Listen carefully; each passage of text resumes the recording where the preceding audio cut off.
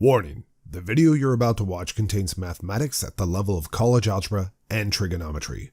All material has an assumed prerequisite of both Algebra 1, which is elementary algebra, and Algebra 2, which is intermediate algebra. While some prerequisite topics are reviewed briefly, a more thorough review of these entrance topics can be found by searching the web. It's the system of equations. We must deal with them all at once. Always looking for solutions. Positive outlook overcome. Hello, my name is Roy Simpson, professor of mathematics at Cosumnes River College in Sacramento, California.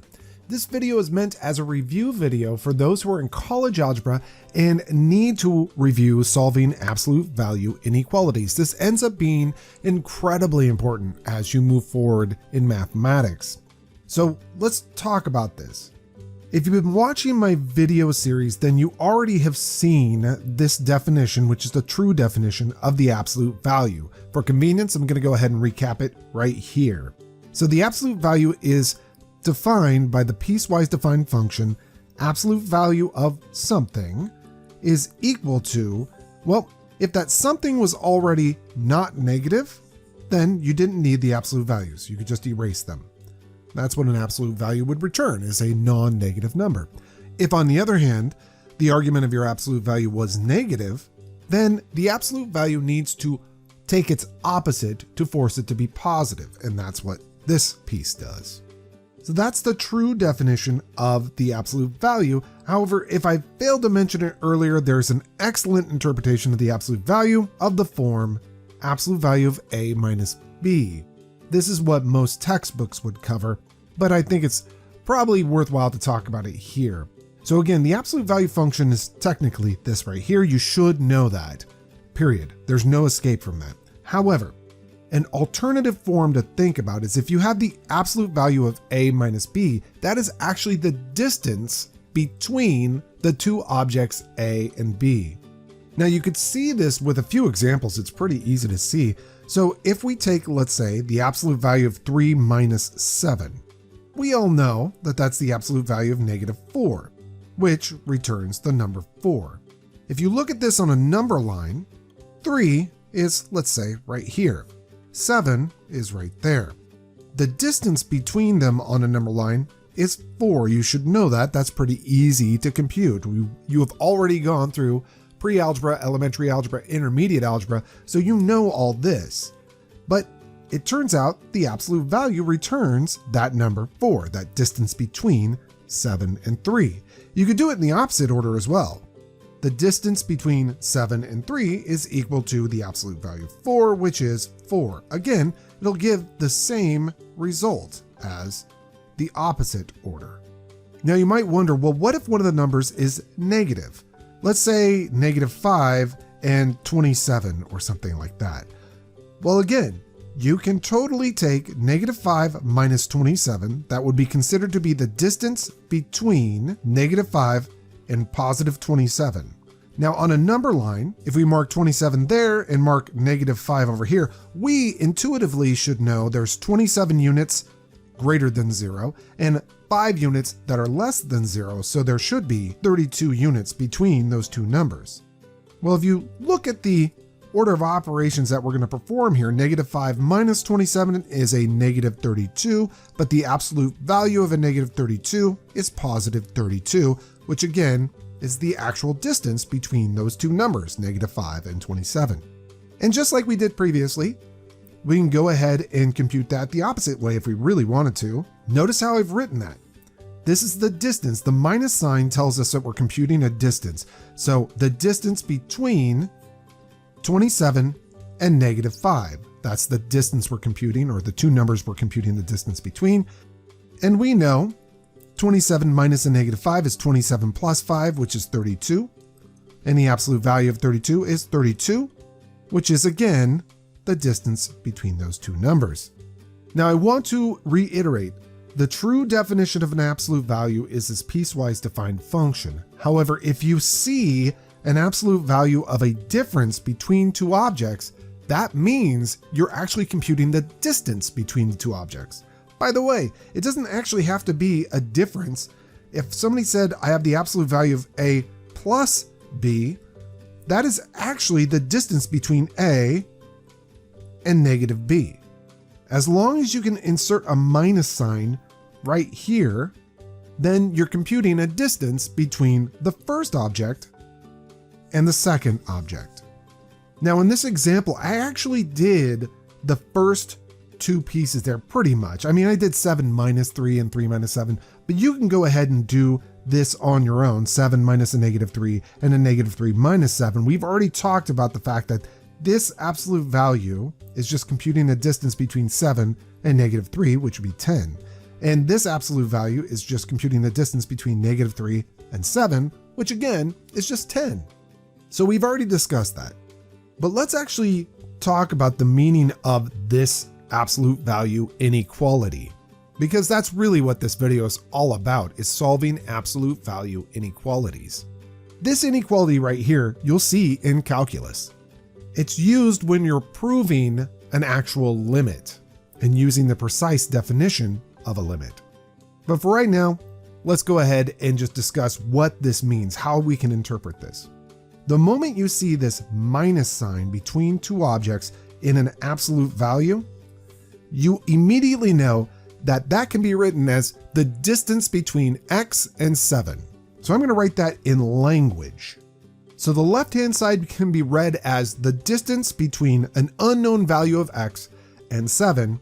And then we know that this is just a less than, so I'll just say is less than 0.01. That is how you're going to read that in a calculus class, is that you need the distance between your unknown value x and 7 to be less than 0.01. Now on a number line, this is actually pretty easy to see. You have this number 7 and you have some unknown value x, but x has to be really close to 7 because you want the distance between x and 7 to be strictly less than 0.01. In other words, you need that unknown to be within 1/100th of 7. And that's a good way to read that. Basically that our unknown is within 1/100th of a unit of 7. On a number line, this just means that we allow all x values that are really close to 7 within 1/100th. So 7 plus 1/100th and 7 minus 1/100th. We're willing to take any x value within this region. Now, obviously, you can simplify the arithmetic there. This is 7.01, and this one is 6.99. So you're willing to have an unknown between 6.99 and 7.01. And that's actually the solution to this absolute value inequality. Now, you're not really going to be solving absolute inequalities all the time by solving like this. You'll do algebra mostly, but this is a great way to interpret the solution set to an inequality. Now, before we dive into actually solving a bunch of inequalities, let's first work on building up that skill that we just talked about. Let's create an inequality that describes all x values within 5 units of 8. Often I find it's much easier to start with a line graph. We want all x values within 5 units of 8. That means we need to get really close to 8. How close? Within 5 units of 8. So it's sort of like this bordered area right here. I'm allowed any x value as long as it's close to 8, within 5 units of 8. 8 minus 5 all the way up to 8 plus 5. Obviously, the arithmetic on that means that I can use any x value between 3 and 13. Now, as an interval, we know it could be written this way. But we're not being asked to write an interval. We're being asked to create an inequality. That means we need an inequality sign. So we're going to use that language we just built. We need the distance, which is an absolute value with a minus sign in the middle of it, between 8 and our unknown. We need that distance between 8 and our unknown x value to be within, that means less than, 5 units of 8. So within 5, less than 5 units away from 8.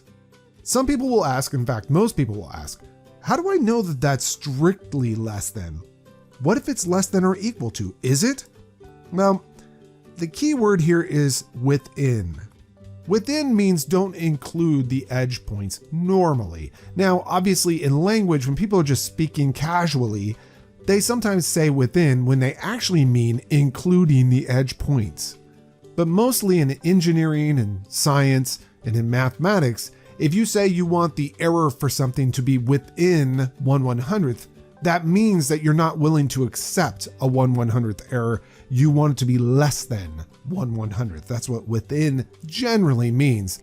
The language that I would use for the inclusion, if somebody wanted to include the 5 units away, I would say that I'm okay with having my x values at most 5 units away from 8. That's probably what I would say. In that case, the words at most means I can actually include 5 units away.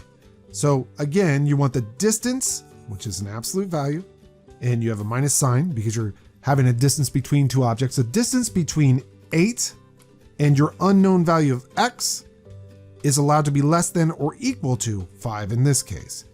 Because again, you're allowing your x values to be at most 5 units away from that center 8. By the way, I've called that a center for a reason, because if you look at this interval, 8 is actually the center of it. You're wiggling to the right and to the left by an equal sized wiggle in both directions. We would call that the radius of the interval if we needed to. Now this example actually goes backwards a little bit, right? We already technically did this, but it's good to kind of revisit it anyway. We're being asked to solve this and write our answer using both inequality and interval notations. Honestly, I write out the interval first because it's just, I think, easier for most people to visualize. So again, this is the distance between unknown values and 7. That minus sign between there says it's a distance between those two. So we have this 7, and we're willing to accept any unknown slightly away from 7 as long as it is less than 1/100th of a unit away from 7. So we're willing to accept any x value between 6.99 and 7.01, not including those edge points. And if you try to plug in any x values within that interval in for x right here, you will find out that this inequality is satisfied. The nice thing about graphing your solution set is that then you can write your solution in interval notation. The solution set to that inequality is this right here, and some people will write it this way.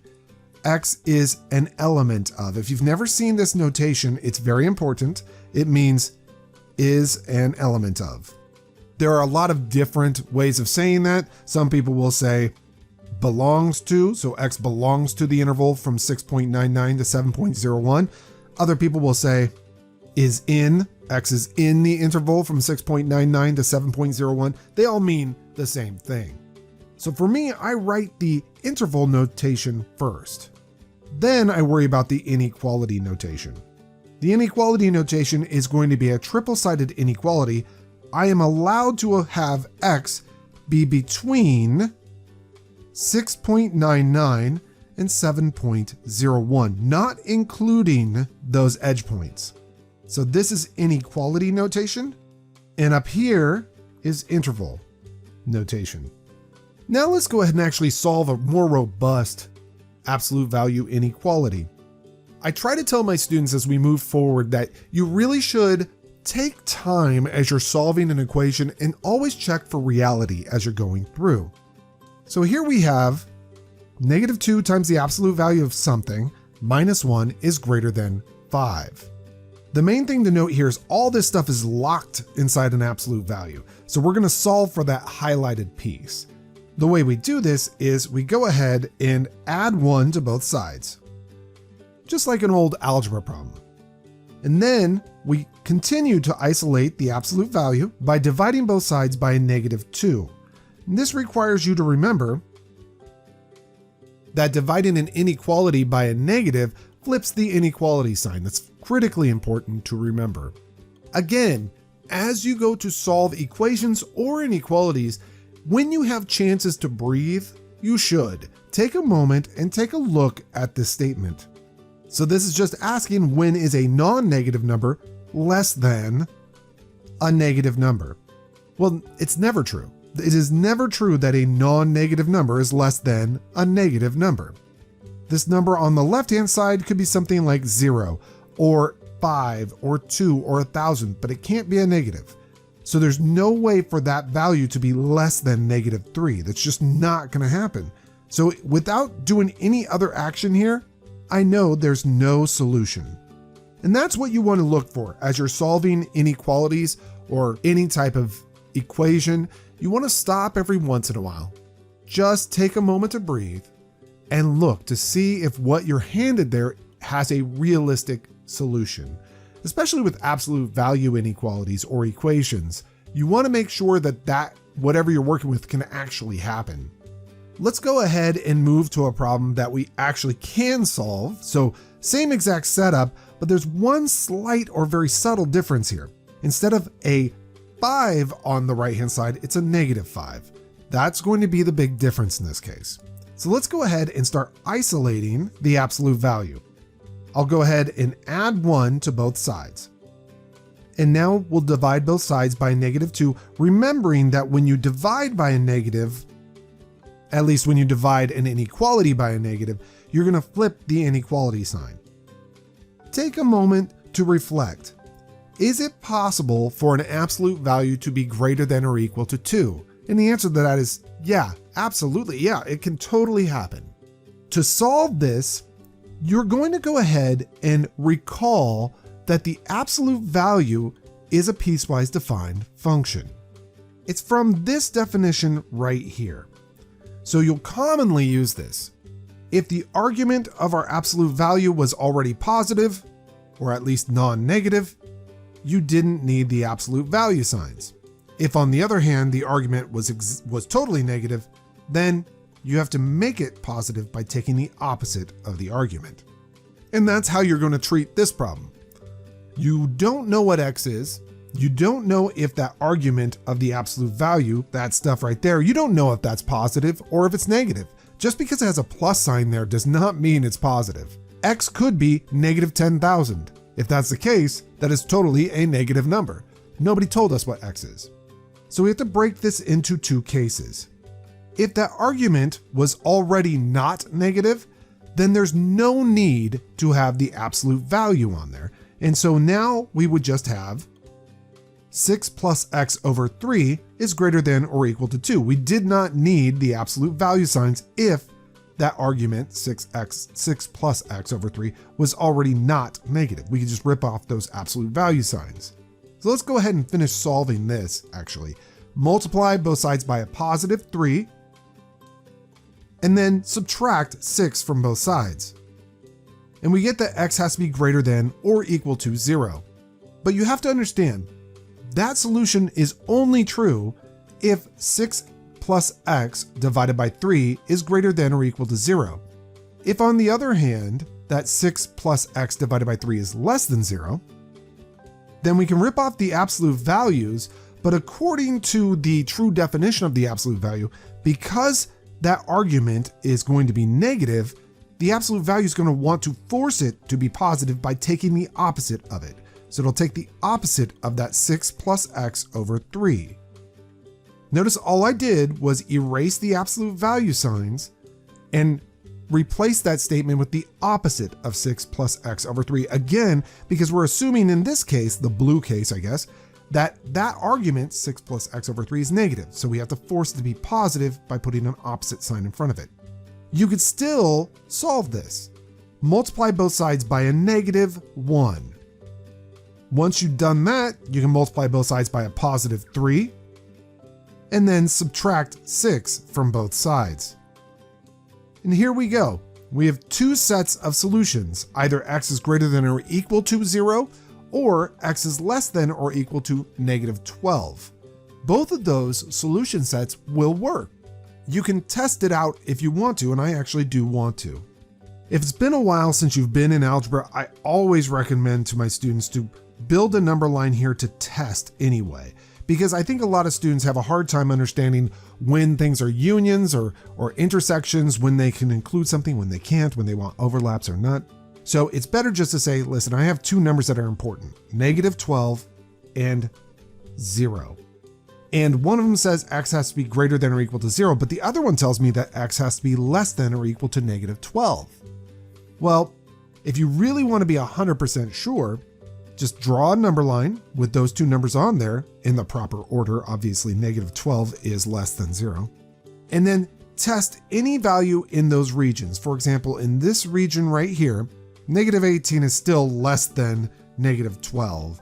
And I happen to know, just from arithmetic, that negative 18 plus 6 is negative 12, and that's divisible by 3. So I'm going to go ahead and test that. So let's go ahead and plug in the negative 18 here. And we know that simplifies. And we know the absolute value of negative 4 is 4. And then we can go ahead and do the rest of the arithmetic there. So when we plugged in our test point of negative 18, we got out a value for the left-hand side of this inequality of negative 9. The question is negative 9 less than or equal to negative 5? And I hope that you know that negative 9 is definitely less than negative 5.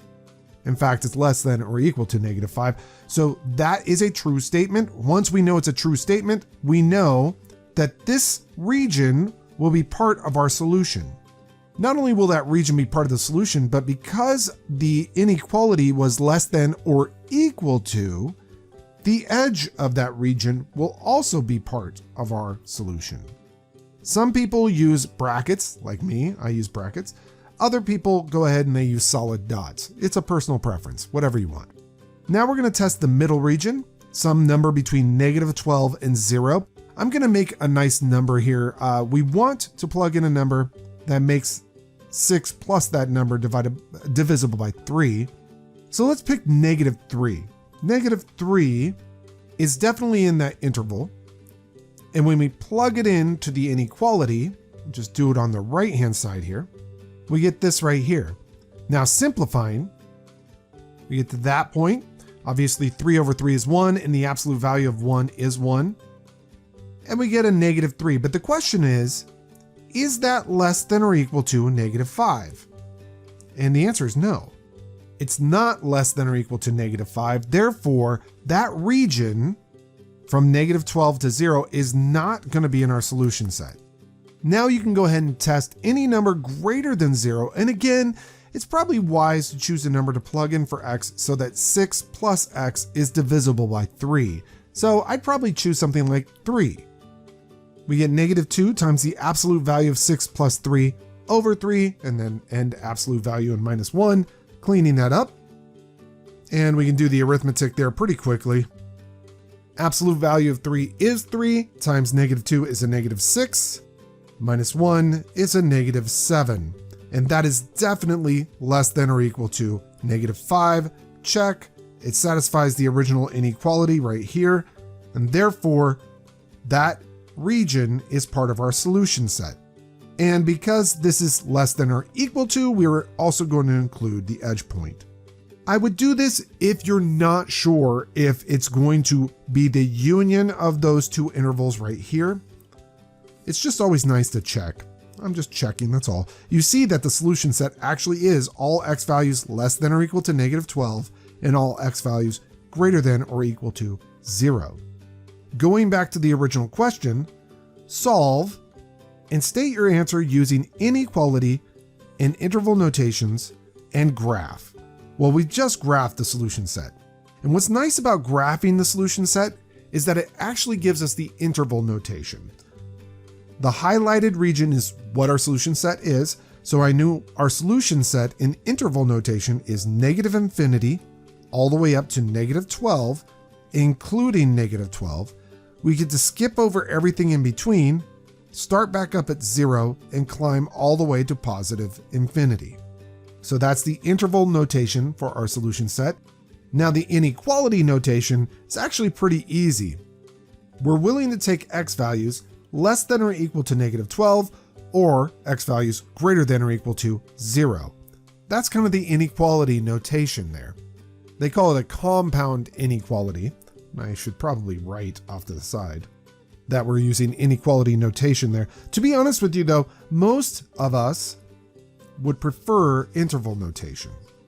So as I mentioned at the beginning of this video, it's only meant as a brief review for college algebra students on how to solve absolute value inequalities. We didn't really do a ton of examples, but we did talk about a lot of important details. If you need to, rewatch this video. There's a lot of depth to it, believe it or not. Even though the examples are somewhat simple, there's a lot of depth to this video. All right, I hope to see you in the next video. It's the system of equations. We must deal with them all at once. Always looking for solutions. Positive outlook overcomes obstacles getting in our way. Cause affects more than we can sometimes see. Things for what they are and work together until you feel at peace. Says, listen close. Don't talk too much that isn't kosher. You may really hurt inside. It doesn't justify you to speak too loud and cry.